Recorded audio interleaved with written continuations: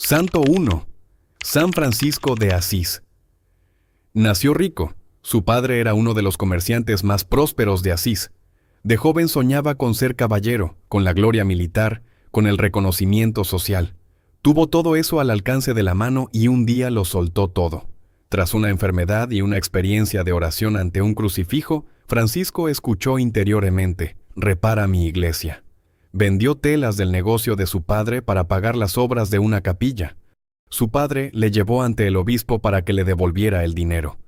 Francisco se quitó la ropa delante de todos, la puso a los pies de su padre y dijo: «Hasta ahora te he llamado Padre en la tierra.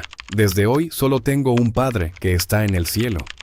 Vivió el resto de su vida en pobreza absoluta, predicando a los pájaros, negociando con el sultán de Egipto en plena cruzada para intentar acabar con la guerra, y recibiendo los estigmas, las llagas de Cristo en su cuerpo, 2 años antes de morir.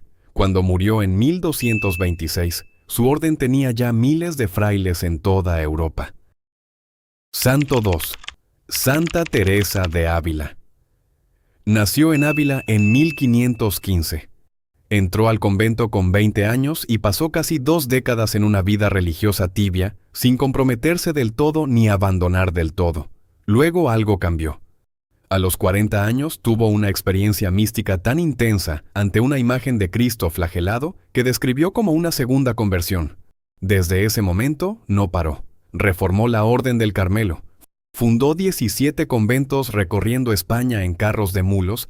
Escribió obras de espiritualidad que siguen siendo referencia mundial, como El Camino de Perfección y El Castillo Interior. Y lo hizo todo mientras lidiaba con la Inquisición, con priores que se oponían a sus reformas y con una salud que nunca fue buena. Fue la primera mujer declarada doctora de la Iglesia en 1970, junto a Santa Catalina de Siena. El Papa Pablo VI dijo que su doctrina había iluminado a la Iglesia. Murió en 1582 diciendo: «Al fin, Señor, soy hija de la Iglesia». Santo 3. San Ignacio de Loyola. Era soldado, ambicioso, pendenciero, amante de las novelas de caballería y de las mujeres. En 1521, durante el asedio de Pamplona, una bala de cañón le destrozó una pierna. Durante la larga convalecencia, sin novelas de caballería disponibles, le trajeron lo único que había en el castillo: una vida de Cristo y vidas de santos. Leyó por aburrimiento, y algo le ocurrió que no supo explicar de inmediato, pero que fue cambiando sin que se diera cuenta. Observó que cuando fantaseaba con hazañas militares sentía euforia y luego vacío. Cuando imaginaba hacer lo que habían hecho los santos, sentía paz duradera. De esa observación nació el discernimiento espiritual, uno de los aportes más originales de Ignacio a la vida cristiana. Fundó la Compañía de Jesús en 1540. Murió en 1556 sin haber vuelto a empuñar una espada, habiendo construido una de las órdenes más influyentes de la historia de la Iglesia.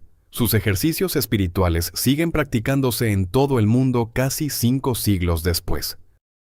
Santo 4. Santo Tomás Moro.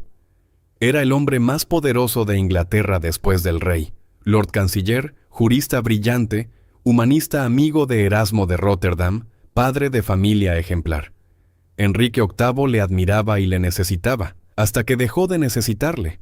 Cuando el rey decidió divorciarse de Catalina de Aragón y pidió a sus consejeros que avalaran la ruptura con Roma, Tomás Moro se negó, no hizo un discurso, no escribió un manifiesto, simplemente guardó silencio. En derecho, el silencio no es delito, pero el rey necesitaba su firma, no solo su silencio. Le encarcelaron en la Torre de Londres, le ofrecieron la libertad a cambio de una firma. Se negó. Fue ejecutado el 6 de julio de 1535. Sus últimas palabras en el cadalso fueron: «Muero siendo buen servidor del rey, pero primero de Dios». Juan Pablo II le canonizó en el año 2000 y le declaró patrono de los políticos y los gobernantes, un hombre que tuvo todo el poder del mundo y lo perdió todo antes que su conciencia. Santo 5. San Pío de Pietrelcina. Nació en un pueblo de la Italia rural en 1887. Entró a los capuchinos a los 15 años y pasó 50 años en el mismo convento de San Giovanni Rotondo, en el sur de Italia, sin apenas moverse de allí. Y sin embargo, el mundo entero fue a buscarle. En 1918 apareció en sus manos, pies y costado una herida que no cicatrizó durante 50 años. Los estigmas. La Iglesia le sometió a exámenes médicos repetidos. Los médicos no encontraron explicación. Celebraba misa durante horas, llorando. Las confesiones con él podían durar horas también, porque los penitentes decían que les revelaba pecados que no habían confesado. Se le atribuyen bilocaciones, curaciones y la capacidad de leer conciencias. El Vaticano le investigó durante décadas con escepticismo.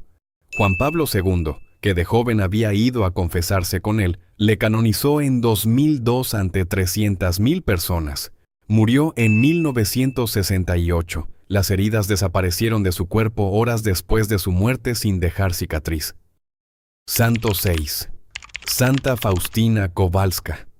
Era una campesina polaca sin apenas estudios que entró al convento con 20 años y murió de tuberculosis a los 33. En ese tiempo escribió un diario que la Iglesia tardó décadas en reconocer y que hoy está traducido a decenas de idiomas. En él describió visiones de Cristo que le encomendó una misión específica: difundir el mensaje de la divina misericordia. La imagen que Cristo le describió, un hombre con 2 rayos de luz saliendo del corazón, uno rojo y uno blanco, se ha convertido en una de las representaciones religiosas más reproducidas del siglo XX. El Vaticano prohibió inicialmente la devoción por dudas sobre su origen. Juan Pablo II, también polaco, la rehabilitó, la canonizó en el año 2000 e instituyó el Domingo de la Divina Misericordia para toda la Iglesia Universal. Una campesina sin estudios cuya misión tardó décadas en ser reconocida y que hoy mueve a millones de personas en todo el mundo. Santo 7. San Maximiliano Kolbe. Sacerdote franciscano polaco, fundador de una editorial católica que antes de la Segunda Guerra Mundial era una de las más grandes de Europa. Cuando los nazis invadieron Polonia en 1939, Kolbe usó su convento para esconder a miles de refugiados, entre ellos 2.000 judíos. Fue arrestado y enviado a Auschwitz en 1941. En julio de ese año, un preso escapó del campo. Como represalia, el comandante eligió a 10 hombres al azar para morir de hambre en un búnker subterráneo. Uno de los elegidos, Franciszek Gajowniczek, se derrumbó llorando. Tenía mujer e hijos. Kolbe dio un paso al frente. «Soy sacerdote católico. Quiero ocupar su lugar». El comandante, sorprendido, aceptó. Kolbe entró al búnker cantando himnos con los otros condenados. Murió el último 3 semanas después, ejecutado con una inyección de ácido carbólico. Tenía 47 años. Fue canonizado en 1982. Gajowniczek, el hombre cuya vida salvó, asistió a la canonización. Santo 8. Santa Teresa de Calcuta. Nació en Macedonia en 1910. Entró a las Hermanas de Loreto a los 18 años y fue destinada a la India. Durante años enseñó en un colegio de niñas de buena familia en Calcuta, con las ventanas que daban a la calle tapadas para que las alumnas no vieran la miseria del exterior. En 1946, durante un viaje en tren, describió una experiencia que llamó la llamada dentro de la llamada. Cristo le pedía que dejara el colegio y fuera a vivir entre los más pobres de los pobres. Lo dejó todo y salió a la calle con 5 rupias. Fundó las Misioneras de la Caridad, que hoy tienen presencia en más de 130 países. Recogió a moribundos de las cunetas para que pudieran morir con dignidad. Recibió el Nobel de la Paz en 1979. Tras su muerte, se publicó su correspondencia privada, donde confesaba décadas de sequedad espiritual, de no sentir la presencia de Dios. Lo que el mundo veía como certeza era fe ejercida en la oscuridad. Fue canonizada en 2016. Santo 9. San José de Cupertino. No era brillante. De hecho, era considerado torpe, distraído e incapaz de pasar los exámenes del seminario.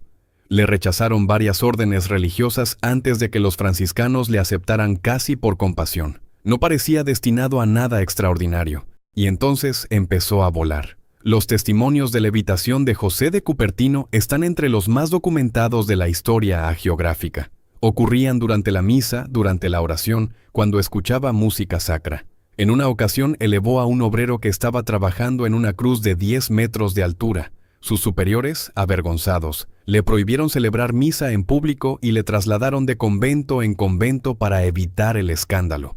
Fue investigado por la Inquisición y declarado ortodoxo. Murió en 1663. Fue canonizado en 1767. Es patrono de los estudiantes con dificultades y de los aviadores, por razones obvias. Santo 10. San Juan María Vianney. Era tan mal estudiante que sus superiores dudaron seriamente en ordenarle sacerdote. Su latín era deficiente, su teología básica. Le ordenaron a duras penas en 1815 y le enviaron al lugar más alejado e irrelevante que encontraron, Ars, un pueblo de 230 habitantes en la Francia rural.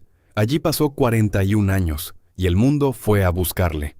A partir de 1830 comenzaron a llegar peregrinos de toda Francia y luego de toda Europa para confesarse con él. En los últimos años de su vida pasaba entre 16 y 18 horas diarias en el confesionario. Se estima que en los últimos años llegaban a Ars más de 100.000 personas al año, a un pueblo sin carretera asfaltada, sin hotel, sin nada, solo un cura. Describía ataques nocturnos del demonio que le impedían dormir y que sus biógrafos documentaron con testimonios de terceros. Predijo su propia muerte con varios días de antelación. Murió en 1859. Es patrono de todos los sacerdotes del mundo.